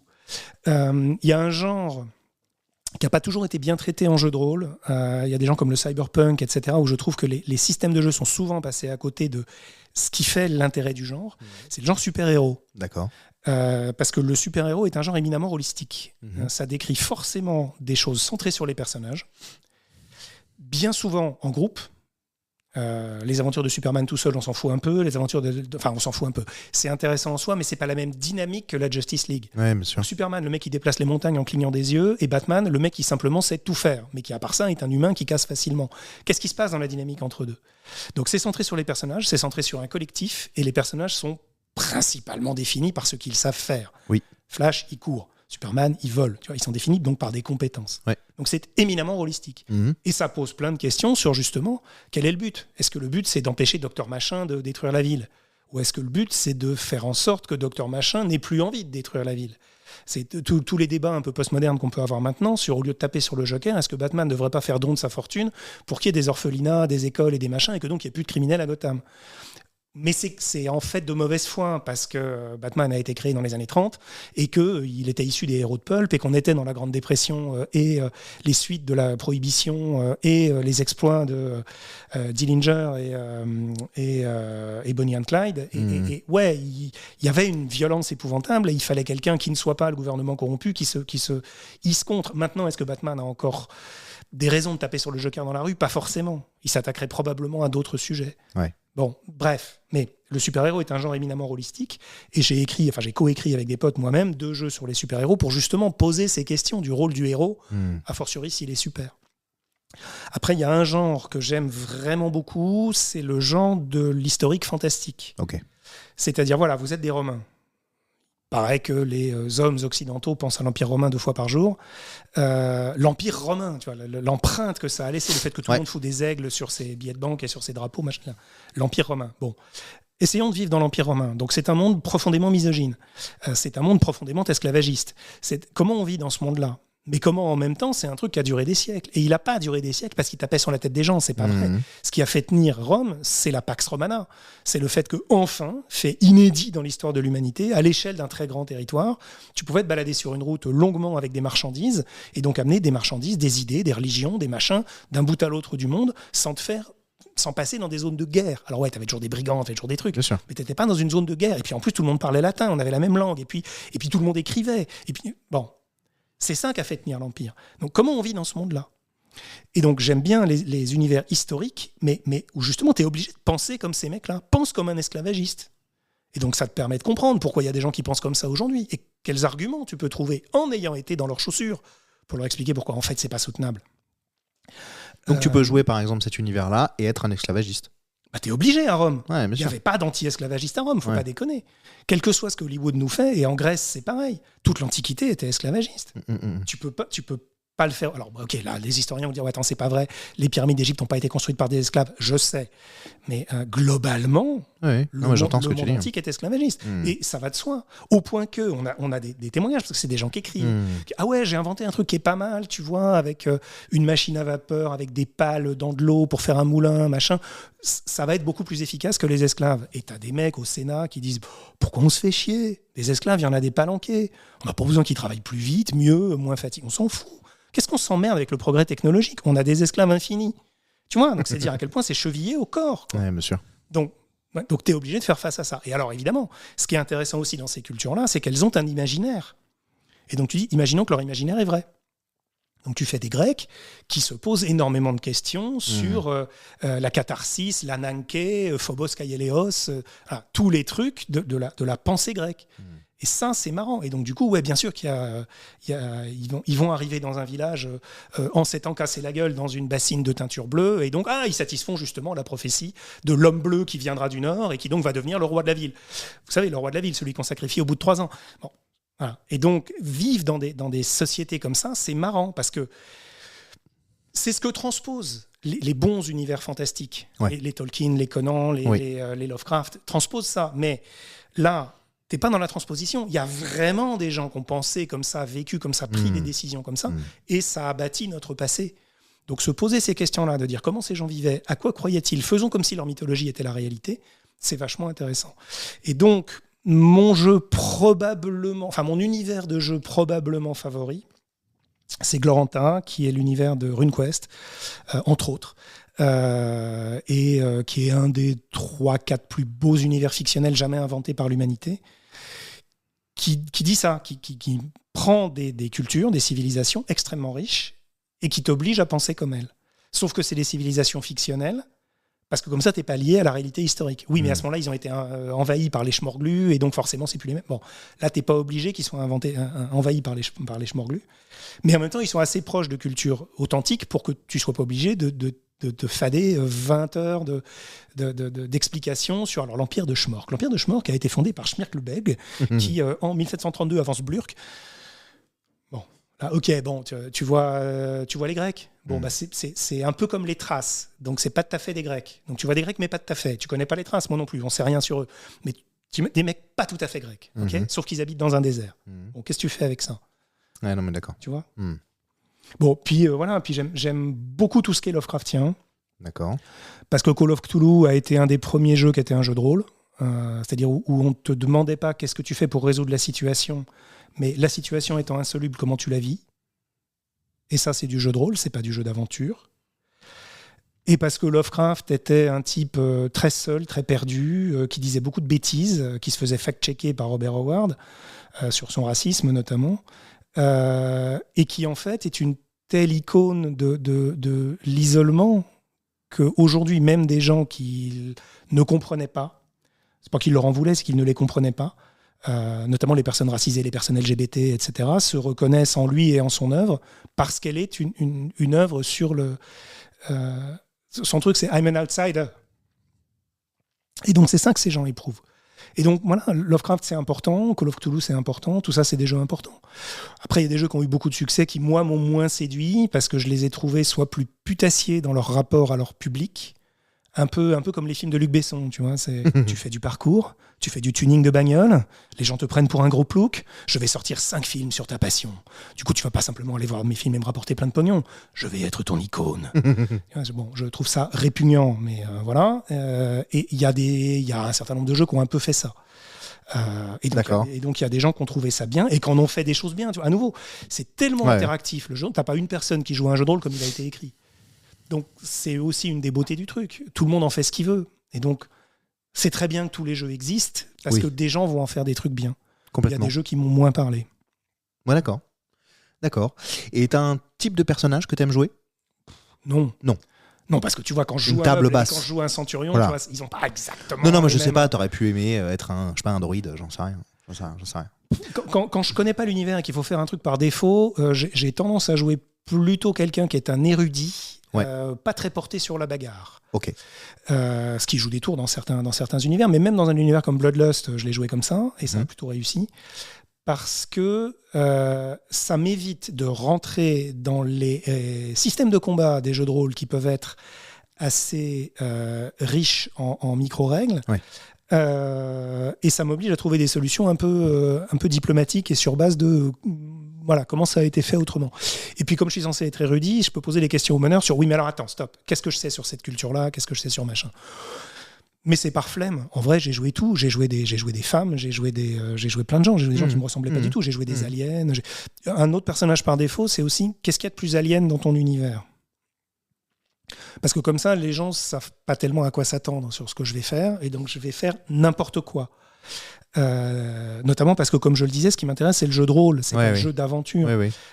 Stormbringer, qui est un jeu de rôle sur les écrits de Michael Moorcock, j'avais tiré, parce que la création était relativement aléatoire, j'avais tiré un personnage qui était extrêmement puissant magicien. D'accord. Donc en gros, il était entouré d'une tonne de petits démons qui faisaient plein de trucs, qui lui préparaient à bouffer, qui l'habillaient, qui lui apportaient ses trucs. Et donc je le voyais pas très intéressé à descendre dans des souterrains poussiéreux pour aller tuer des gobelins. Et deuxièmement, je pensais aussi qu'il était un peu parti, un peu loin, un peu déconnecté du réel. Donc je faisais ce truc que j'aime bien, qui est laisser les autres joueurs résoudre le scénario. Et moi, je faisais le comic relief, je faisais les conneries, je faisais le truc absurde qui faisait tout. Et puis, si jamais il y avait un vrai problème, il y avait un de mes petits démons qui allait chercher des herbes médicinales pour guérir celui qui était en train de mourir, pour aller piquer les carreaux d'arbalète dans le carquois du méchant. Du coup, il ne pouvait plus nous dégommer à distance. Donc, résoudre un peu Deus Ex Machina, les situations où on ne trouvait pas de solution. J'allais y venir, je voulais te demander si nécessairement il fallait que tout le monde soit en groupe tout le temps. Ah non. Tu vois, par exemple, là, dans la quête que je suis en train de regarder, peu importe, ils ont des trucs à faire. Et ils sont 5. Donc, il y a un sans-dragon, il y a un halfling, il y a un ci, il y a un ça. Bon, ok. Mais ils sont pas tenus, en fait, de... Il y en a un qui pourrait très bien dire, bah non, moi, je reste à l'auberge, je vais parler à Michel. Le seul problème, il est logistique. C'est-à-dire que quand tout le monde est autour de la table, tout le monde partage la même histoire. Il y a un vieux dicton qui est faut jamais séparer le groupe. Never split the party. Parce que sinon c'est compliqué. Après, alors soit tu les isoles réellement physiquement, mais du coup ils se désengagent. Soit tu les laisses autour de la table, mais du coup ils assistent à des trucs auxquels ils n'ont pas assisté. Et ensuite il faut faire une fausse scène où le mec raconte ce qui lui est arrivé à ceux qui n'étaient pas là, sauf qu'en fait le joueur était là. Donc c'est toujours un peu compliqué. Mais tu peux pas l'interdire. Okay. Tu peux très bien avoir quelqu'un. Attends, mais moi je suis pas intéressé par ta quête, donc je vais plutôt continuer mon enquête sur mon passé parce que je suis orphelin dans la ville. Ouais, non, mais d'accord. À ce moment-là, il vaut mieux dire ok, très bien. Donc on va faire cette séquence un peu en champ contre champ entre les deux trucs. Et après, je vous propose qu'on vous voit vous dans des séquences dédiées, qu'on te voit toi dans des séquences dédiées. Et après, je vais démerder un truc pour que ça se reconnecte à la fin. Évidemment. T'inquiète, au bout de 3 parties. Ouais. Mais tout est possible. Et c'est ton rôle de meneur de jeu de faire en sorte que chaque joueur il trouve son compte. Après, tu as des joueurs désengagés qui sont venus là parce que leur copine est là, qui sont venus là parce que y avait un dragon sur la couverture, j'aime bien les dragons, mais qui sont plus là pour écouter la belle histoire. C'est déjà une bonne raison. Oui, mais il n'y a pas de mauvaise raison. À nouveau, du moment que tu te fais pas chier et que tu fais pas chier les autres, t'as gagné. Ouais, bien sûr. Donc c'est très peu, il y a zéro pression le jeu de rôle. Ouais. Ah ouais, mais il roleplay pas bien, on s'en fout, il connaît pas le système, on s'en fout. Les gens s'engueulent. C'est dommage, si tu t'engueules, c'est que t'as raté Non, un je te truc. pose. Ça censé t'est être jamais convivial. arrivé? Si, bien sûr. Gens Ça fait 40 ans qui que je s'engueulent joue. pour de bien vrai, sûr. tu vois. Ouais. Mais c'est que quelqu'un a raté quelque chose. Il y a des gens qui se rencontrent, qui se mettent en couple suite à C'est ça. arrivé. Ouais. C'est arrivé. C'est une question idiote parce que c'est logique puisqu'il y a du lien social qui se crée. Voilà. Mais qui s'engueulent vraiment, genre, t'as fait n'importe quoi, et après ils se sont engueulés dans la vraie vie. Il y a parfois des joueurs Forcément que ça arrive, c'est obligé. qui entrent en mode panique. C'est-à-dire qui, dans une situation donnée, vont avoir une réaction qui est à l'évidence pas bonne. Ouais. Et pas parce que ils ont dit, bon, attendez, mon perso est un débile, on est d'accord. Donc là, je vous préviens, je vais faire un truc énormément con. On est d'accord. Et tout le monde dit, oui, on est d'accord, t'inquiète pas, on rattrapera. Ou bien, je vais le faire connement, mais en laissant 2-3 bribes pour que ce soit rattrapable, pour pas vous planter parce que je décide de faire une connerie. Parfois, le joueur fait une connerie. Pas, il décide que son perso va en faire une. Ouais, bien sûr. Il a pas compris, il a paniqué, il a fait un truc. Et là, ça peut avoir des conséquences irréversibles tout à fait. sur la partie. Et on peut pas le sauvegarder. Et il peut y avoir des gens qui disent, putain, tu fais chier, quoi. T'as flingué à cause de toi, quelqu'un a souffert. Un personnage, pas forcément un personnage des joueurs, peut-être un personnage, un figurant, mais un second rôle. Mais quelqu'un a souffert. La partie peut plus continuer. Tu fais chier. Bah ouais, comme dans la vraie vie. On cherchait, avec Imaginer.net, on cherchait une définition du jeu de rôle en disant t'as des jeux qui sont des jeux de réflexion, t'as des jeux qui sont des jeux de stratégie, t'as des jeux de hasard. Et celle qu'on a trouvée pour caractériser le jeu de rôle par rapport à toutes les autres formes de loisirs, c'est un jeu de décision. Oui, complètement. Le cycle du jeu de rôle, c'est tu collectes des informations dont tu sais qu'elles sont partielles, tronquées, biaisées, pas vraies. C'est les témoignages des PNJ, ce que ton personnage a vu au travers de son prisme et tout. Sur cette base-là, tu dois dire qu'est-ce qu'on peut faire ? Alors on pourrait faire ça, mais j'ai pas assez de points de vie. On pourrait faire ça, mais il est trop loin. On pourrait faire ça, mais du coup il va mourir et je voudrais le laisser en vie. On pourrait bon, un jeu de choix. Tu passes en revue tous les chois que tu arrives à imaginer, sachant que tu n'imagines certainement pas tout. Bien et sûr. Voilà. Évidemment. Tu passes ça au crible de la faisabilité, des compétences de ton perso, de la réalité de l'univers, machin. Après, tu fais un choix. Et je vais faire ça, du coup. Et après, tu assumes les conséquences. Et parfois, tu dis putain, j'avais pas vu cette conséquence, quel débile. Et ça a changé la situation. Et donc, on recommence à essayer de comprendre et d'inventer et d'assumer. Comprendre et décider. Comme dans la vraie vie, en fait, normalement, en théorie. C'est la citation qu'on avait mise en exergue d'Imaginer.net. C'est un bon jeu simule la vie réelle à s'y méprendre. Le jeu de rôle, c'est ça. C'est la vie réelle. Mais c'est pas la vie réelle, est-ce que tu as bien fait la vaisselle ? C'est ce que tu éprouves. C'est un jeu, tu éprouves. C'est pas mal. C'est expérientiel. Ouais, c'est pas mal. Mais c'est intéressant ce que tu dis sur... Là, dans la quête que je regarde, il y a un sangrelin et un halfling et un machin. Pourquoi c'est comme ça ? Parce que c'est l'origine du mot jeu de rôle. Monsieur Gigax, et on vient de fêter là, ce week-end les 50 ans de la première publication d'un jeu qui s'appelle Donjons et Dragons, mais sur la couverture duquel il n'y avait pas encore écrit jeu de rôle. Ce monsieur est joué au Wargame. Et puis un jour, il a vu des gens jouer à un wargame qui s'appelait Bronstein, qui était un truc napoléonien, je crois. Et la particularité de ce wargame par rapport à d'autres, c'est que les conditions du terrain, la règle de simulation retenue étaient tellement complexes qu'il y avait un joueur qui était ni les Prussiens, ni les Napoléoniens, ni machin, qui était un arbitre. Il disait, moi je pense que, en vrai tu le vois pas. Moi je pense que, machin. Et il s'est dit, putain, ça c'est vachement bien. Ça évite de passer la moitié d'une partie de wargame à s'engueuler sur l'interprétation. Il y a un mec dont c'est le rôle, ça me paraît super. Comment, parce que je rêve de laisser mon nom dans l'histoire, je pourrais faire pour fabriquer quelque chose de copyrighté autour de ça. Et il a eu une idée géniale qui était de dire, au lieu de faire des trucs avec des unités de combattants qui se foutent sur la gueule, je vais faire en sorte que chaque joueur joue pas une unité, mais joue un combattant. Et donc, il a sorti Donjons et Dragons. D'abord, il avait sorti Chainmail, qui est un pur wargame. Ensuite, il avait sorti Donjons et Dragons, qui est celui où il y a un mec par personne. Et il ne l'appelle pas jeu de rôle. Et ensuite, en sortant Métamorphosis Alpha, qui lui s'appelle jeu de rôle, pas sous l'influence d'Arnson, etc., il commence à l'appeler jeu de rôle, ou plutôt il l'appelle role-playing game, qui veut pas dire jeu de rôle en fait en français, parce que dans son esprit, rôle veut dire fonction. Et donc, ouais, j'ai besoin que vous soyez 5 parce que du coup, il y a un clerc, un guerrier, un magot, un voleur. Oui. Il y a un combattant, un guérisseur, un éclaireur et une artillerie lourde. Et j'ai besoin que vous soyez les 4 parce que sinon, vous couvrez pas toute la palette et vous n'arriverez pas à faire le truc. C'est ça. Donc, cette notion, en fait, c'est un jeu à rôle, le jeu de Gygax, Ouais. au sens où les loups-garous de Tierce-Lieu est un jeu à rôle. Oui. Mais c'est pas un jeu de Oui. rôle. C'est parce que comme il jouait à Alec Genava avec ses potes et que ça s'est répandu par correspondance, littéralement, un peu partout aux États-Unis, et que c'est ultra mal écrit, illisible, inintelligible, et c'est tombé sur des mains de mecs qui disaient « Ah, ok, c'est un jeu qui s'appelle role-playing. Role-playing, en anglais, ça désigne le fait de se déguiser en Zorro, avec une épée en plastique. Quand tu regardes role-playing accessories dans les années 70, avant, tu googles des jeux des années 70, avant l'existence du jeu de rôle, tu tapes role-playing, c'est les panoplies. C'est ce qui permet à un gamin de jouer un personnage. Et donc les gens ont vu ça, ils ont pensé que c'était un jeu de role-playing, donc, que c'était un jeu où on faisait des personnages, et ils l'ont interprété comme ce qu'on appelle aujourd'hui jeu de rôle. C'est venu d'un malentendu. Ouais, je comprends. Et donc c'est pour ça que quand tu joues à des jeux traditionnels, et notamment à Donjons et ses dérivés, tout ce qui est old school revival, etc., tu vas être sur cette notion de jeu à rôle, où chacun a une fonction. Ouais, tout à fait. Mais ce qui compte, c'est la fonction, c'est pas la personne. Alors que dans un jeu de rôle, ce qui compte, c'est la personne, c'est pas la fonction. Au point que tu peux avoir des jeux comme Pendragon, qui est un jeu sur la geste arthurienne, où tout le monde joue des chevaliers. Du même âge, de la même culture, ils sont tous chrétiens, ils sont tous interchangeables. Parce que ce qui va compter, c'est leur caractère. Oui, ils n'ont pas une caste particulière, comme on évoquait il y a une seconde. Là. Les chevaliers chrétiens, la geste arthurienne, ils sont tous interchangeables. Tristan, Lancelot, machin. C'est quoi la différence c'est que Tristan, il est amoureux. C'est que Lancelot, il bastonne tous les mecs. C'est que Galahad, il est pieux. Donc c'est la personnalité qui va faire le personnage. Tout à fait. C'est pas la fonction. Mais pas le rôle, pas la fonction. Oui, c'est ça. Pas la fonction. Pas la fonction. Ouais, c'est très juste. J'allais dire Maxime, mais pas du tout. Thomas, aucune idée pourquoi j'allais dire Maxime. Je t'en prie, Nepomucène. Écoute, on arrive à l'heure de jeu, si je puis dire. Ça fait déjà 1h03. Donc je vais te poser une des questions qui arrive vers la fin. C'est passionnant et on pourrait, je pense, discuter de ça 4 heures de suite, à mon avis. Me concernant, en tout cas, je trouve ça passionnant. En plus, le problème, c'est que si tu me lances là-dessus, je peux effectivement durer 48 heures non-stop. Est-ce que tu passes un bon moment ? Ah oui. À t'écouter parler. Non, mais attends, j'essaie de rebondir sur ce que tu me dis. Alors évidemment, il y a 2-3 messages que j'avais envie de faire passer. Oui, bien sûr. Mais non, c'est pas le son de ma voix qui m'intéresse. C'est le fait d'avoir en face de moi quelqu'un qui a les yeux qui pétillent et qui sourit. Je rigole. Je dois pas dire des choses ultra choquantes. Non. Ou pire, le but du truc, c'est quand même que tu parles.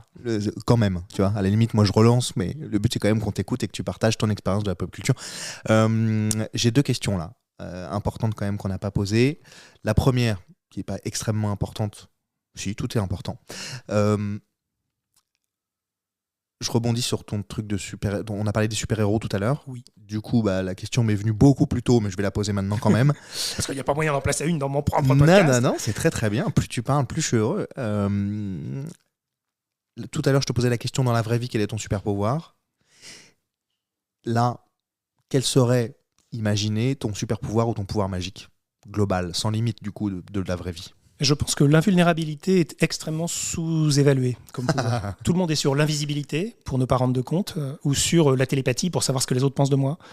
C'est souvent ça qu'on entend. J'ai eu beaucoup de téléportation ou voyage instantané. Ouais, énormément. Ça, tu l'as. Bizarrement, tu l'as plus. Enfin, moi, je l'ai 90% plus des gens qui... quand je pose des questions sur la technologie plutôt que sur l'internalisé. Ouais. Mais oui, je pense qu'on vit dans un monde où les trajets font chier, sauf quand le cheminement est plus important que la destination. Mais en vrai, on passe notre vie à courir d'un bout à l'autre dans les transports. Avec des incidents. Donc toi, l'invulnérabilité. Je trouve que l'invulnérabilité, c'est vachement bien parce que ça a en fait plein d'applications auxquelles on ne pense pas. Façon Highlander ? Non, ça c'est l'immortalité. Moi je suis sur l'invulnérabilité. Tu ne peux pas être endommagé. Mais tu peux mourir. Psychologiquement, c'est tu peux mourir. Ouais, si on ne peut pas t'endommager, ça va être compliqué de te mourir. C'est ça, j'y viens. Ce qui veut dire que si on t'enferme... Wolverine un peu non, on peut le blesser, Wolverine. Mais non, lui, il régénère, c'est pas pareil. Ah oui, c'est pas pareil. Là, c'est le mec indestructible. C'est Superman. Il est indestructible. Tu lui lances des bombes atomiques sur la gueule, il tire un peu la gueule. Et puis, sauf s'il y a de la kryptonite. Sauf s'il y a de la kryptonite. Mais tu vois, c'est débile. Il a fallu inventer un talon d'Achille. Oui, j'allais dire Achille. Achille, il a un talon. On s'entend. C'est le même d'ailleurs que Siegfried, sauf que Siegfried, c'est entre les omoplates. Oui. Ce qui est plus intelligent, parce que c'est compliqué de se gratter derrière les omoplates, alors que pas le talon. Bref.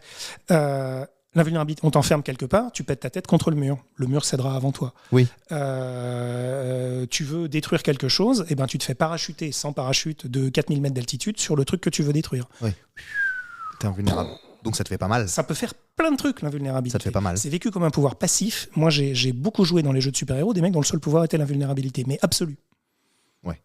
Donc, en fait, hormis trouver un talon d'Achille hormis trouver ta kryptonite, tu peux pas mourir. Hormis de vieillir, c'est éventuellement. Non, mais on s'en fout de vieillir. On s'en fout de mourir. On s'en fout de vieillir. On s'en fout de mourir. Le problème des héros n'est pas qu'il meurt. Un bon héros est prêt à mourir. Contrairement à ce que nous répète Hollywood, qui déforme les choses, le héros, c'est un terme grec. Regarde les héros grecs. Ils meurent tous. Oui, bien sûr. Un héros, c'est pas quelqu'un qui meurt pas. Un héros, c'est même pas quelqu'un qui réussit. Ah oui. Un héros, c'est quelqu'un qui est prêt à sacrifier des choses pour qu'elles avancent. Ouais, tout à fait, ouais. Hercule, il meurt comme un con, empoisonné parce que sa femme a cru qu'il la trompait. Oui. Tu vois, c'est des losers, les héros. Mais ils ont fait un truc important et pour ça, ils étaient prêts à sacrifier. C'est ça, un héros. Ah ouais, d'accord. Comment t'es venu j'imagine que ta pop culture est infiniment plus large que ça, mais on a déjà pas mal évoqué de sujets, mais ça pourrait durer plusieurs jours. Comment t'es venu au jeu de rôle ? Est-ce qu'il y a quelque chose dans ton enfance qui a fait que tu joues aux jeux vidéo ? Aucun rapport. Est-ce que tu joues aux jeux vidéo ? Très peu. Okay. Très peu. En fait, pour être très clair, je ne joue à aucun jeu qui ne soit pas de rôle. Bien. Enfin, bien, noté quoi.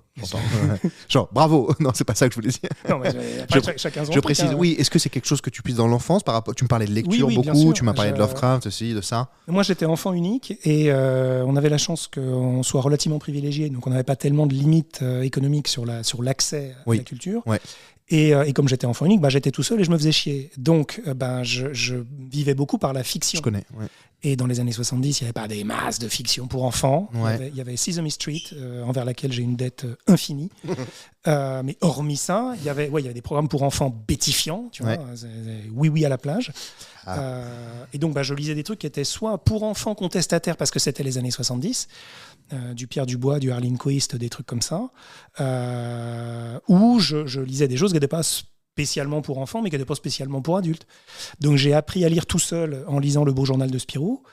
Et appris à lire tout seul. Ouais. Et j'étais tout seul. Et donc j'ai énormément bouquiné et j'ai énormément bouffé de bande dessinée franco-belge des grandes années, des années 50 à 80. Et puis je suis passé, parce que je suis tombé un jour chez un copain, on regardait très peu la télé parce que les programmes étaient nazes, mais donc on ratait des trucs. À l'anniversaire d'un copain, je suis tombé sur le dessin animé de Spider-Man, Does Whatever Spider Can, qui était nul en termes d'animation et tout, mais je me suis dit, qu'est-ce que c'est que ce personnage que je connais pas ? J'ai commencé à creuser, je suis tombé dans les comics, j'ai trouvé que, il y avait quand même des trucs vachement intéressants chez Marvel, un peu moins chez DC à l'époque, et puis après ça s'est inversé, et puis voilà, et puis ça vit, et puis voilà, et puis comme je jouais tout seul, j'avais des Playmobil. J'ai acheté parmi les premiers Playmobil qui ont été en France. Je suis sûrement pas le premier, mais je fais partie de la première centaine de personnes probablement qui a eu des Playmobil en France. Okay. Et j'aimais ce côté, des jouets avec lesquels je peux faire ce que je veux. C'est pas les soldats de plomb, tu vois, qui sont figés dans une pose. Eux, je peux les faire bouger.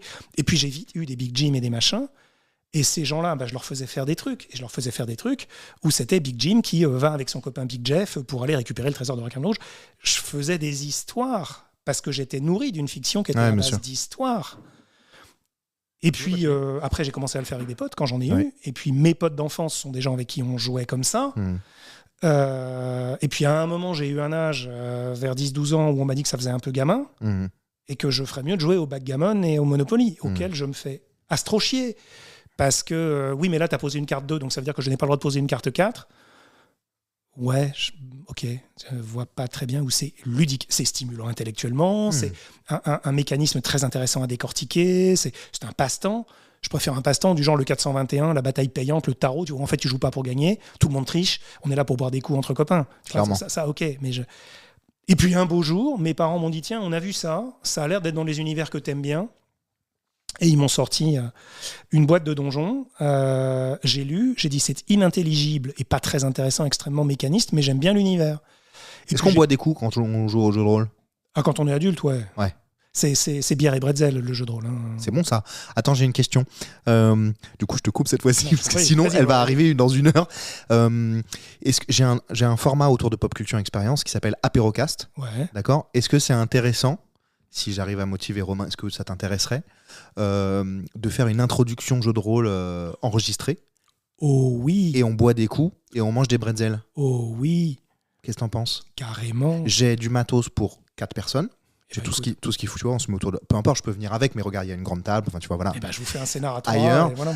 Non, mais avec une, tu vois, un MJ et 3 personnes, dont moi, et on joue et on enregistre. Écoute. Et ça peut être, peu importe le temps, parce que je le coupe, ça me fait du contenu, moi, pour le coup, qui m'intéresse, ça me permet de, comme je publie toutes les semaines, je peux le découper. That's a deal. Ça t'intéresse ? Ouais. Yes, sir. Ouais. Bon, bah, à mon avis, ça intéressera les gens aussi. Moi, du coup, j'en fais un truc perso parce que... C'est la même chose que Roll and Play, mais ça va être moins bien parce qu'il n'y aura pas l'image. On s'en fout. On s'en fout. On a du bon matos où on s'entend bien, d'accord ? C'est pas grave. Il y aura peut-être une ambiance sonore, un truc, un machin, ou pas du tout. Et en même temps, on va boire des coups et manger des bretzels. Et ça s'appelle l'apérocast. Écoute, donc on prend l'apéro et on fait des trucs. En fait, on fait ce qu'on veut. C'est ça le truc. C'est ça qui est bien. On fait ce qu'on veut. C'est comme un jeu de rôle en fait. On reste sur pop culture. On va parler de jeu de rôle, donc c'est super.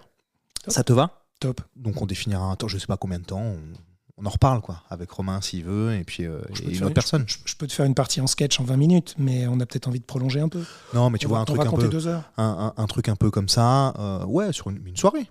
Une soirée, 2 heures. Si on arrive à 20 et qu'on termine à minuit, peu importe, tu vois, on fait une soirée. Si on joue 4, on joue 4. Mais ça permet de faire une introduction, un truc simple. J'imagine que ça peut être. J'ai cru comprendre dans le jeu de rôle que tu peux créer ton personnage longuement, nanana, ou alors tu peux tout d'un coup tirer un personnage et hop, t'es quelqu'un avec des... J'ai beaucoup aimé créer mes persos parce que... J'entends, il y a des choses faciles à faire. Maintenant, avec des gens qui découvrent, leur faire créer un perso, ça veut dire leur faire découvrir l'univers, leur faire découvrir le système de jeu, leur faire découvrir le jeu de rôle s'ils sont complètement débutants. Ça peut être pas mal que j'arrive avec des persos bien campés. C'est ce que j'allais te dire. Voilà. Archi débutant. J'en apporte 4-5 quand vous êtes 3 ou 6-8 quand vous êtes 3, comme ça il y a du vrai choix. Et vous dites, bah ouais, celui-là il me botte bien, et hop, et on déroule. Et comme ça roule. Parce que je les vois jouer, là dans Roll & Play, ils ont un manuel de leur personnage, ils tournent des milliers de pages pour savoir combien ils ont de plus en dextérité, en ça, en machin, etc. Alors, il y a des systèmes de jeu, notamment plus simplifiés peut-être. De certains jeux qui, comme ils sont beaucoup, comme on disait, sur la progression, l'enrichissement du perso, ça finit par faire comme des jeux édités par les mêmes gens avec des jeux de cartes à collectionner. Tu collectionnes les add-ons sur ton perso. Alors oui, mais j'ai été à l'école de sabre, de machin, et c'est exactement ça. C'est exactement ça. C'est exactement ça. À dire, alors là j'ai plus 1, mais là j'ai moins 2, mais là j'ai plus 3, mais là j'ai moins 4. C'est ça. Bon. C'est ça qui se passe dans ce que je regarde moi. Tout d'un coup, il ouvre la page 267, il dit moi j'ai mon pouvoir là, et même le MJ ne le savait pas, tu vois. Oui, mais donc tu vois, on voit bien que le joueur l'a pas complètement en tête. Oui. Que ça prend du temps de partie d'aller le rechercher et qu'il faut faire des calculs de compensation mutuelle de ces choses-là. C'est ça. Et c'est une des raisons pour lesquelles ça fait pas partie des systèmes de jeu qui me paraissent le plus créer le type d'expérience ludique à laquelle je suis attaché. Ok. Donc donne deal. Allez. Trop bien. C'est trop cool. Merci trop cool. Toi. Bah, merci à toi d'accepter de le faire. On a du temps pour le réaliser. Je vais proposer à Romain parce que c'est lui qui nous a mis en relation, donc ça, à mon avis, il sera très content. Il est à fond sur mes différents trucs de podcast. Il est très impliqué dans ce sujet-là, ça l'intéresse, donc c'est hyper cool à mon avis. Ça me fait plaisir de jouer avec lui. Voilà, et puis on trouvera une 4e personne parce que ce serait dommage de se passer du matos incroyable dans lequel j'investis. Ce serait bien si c'était une fille, parce que nos trucs de mecs. Ouais, complètement. Et bah complètement. Bah j'ai ma copine qui habite ici, tu vois. C'est sur le chemin. C'est sur le chemin. Non, mais ça peut être intéressant parce que elle, pour le coup, s'intéresse à ça de manière extrêmement lointaine, donc pas du tout. Mais elle aimerait bien jouer, donc pourquoi pas. Allez. On en reparle. On est à 1h15, Thomas. On est bon. On a dégrossi un tout petit peu ta pop culture, mais à mon avis, il y a encore un maximum de trucs à dire. Ce que je te propose, c'est de s'arrêter là pour cette fois-ci. Allez. D'autant plus qu'on est censé se revoir, donc on va se dire d'autres trucs à mon avis. J'ai passé un très bon moment avec toi. Pareillement. Merci. C'était très cool, très enrichissant.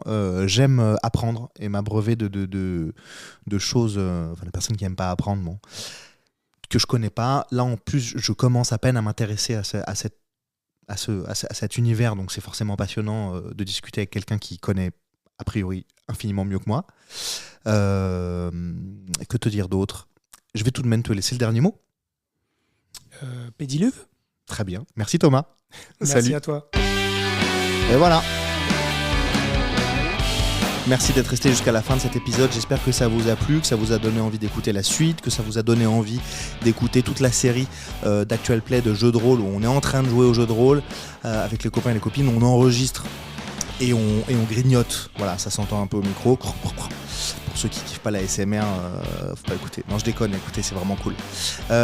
Et puis, que vous dire ? Semaine prochaine, antépénultième, je crois que c'est comme ça qu'on dit, avant-dernier épisode de la saison 5 classique Pop Culture Experience, car après la fin de la saison 5, c'est-à-dire après le 10e épisode, je pars sur une sorte de nouvel arc narratif où Pop Culture Experience, le temps d'un temps que je juge de bon, va se transformer en Pop Icon. C'est-à-dire que toutes les semaines, je vais tâcher de vous proposer un épisode de 15 minutes façon snack à consommer facilement et sans modération pour revenir ensemble, moi tout seul au micro cette fois-ci, sur une icône absolue de la pop culture, de mon point de vue, voilà, extrêmement objectif. Et on commencera par Christopher Lee, bien sûr. Oh là là, pourquoi s'attaquer à plus simple alors qu'il y a extrêmement compliqué comme Christopher Lee. Bonne journée, bonne soirée, bonne matinée, bonne bourre, bisous.